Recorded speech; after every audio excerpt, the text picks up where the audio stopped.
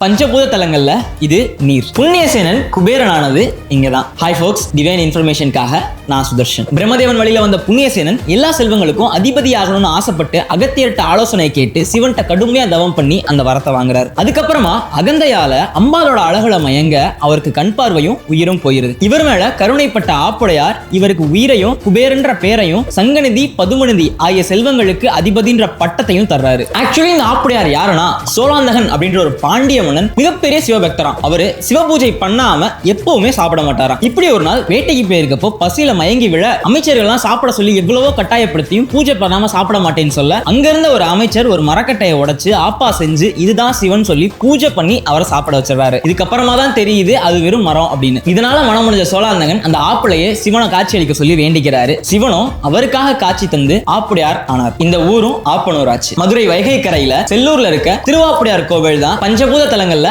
நீருக்கான தலமா இருக்கு. இதே மாதிரி இன்னும் நிறைய டிவைன் இன்ஃபர்மேஷனுக்கு ஃபாலோ பண்ணிக்கோங்க பீப்புள்ஸ் டிவைன் பேஜை.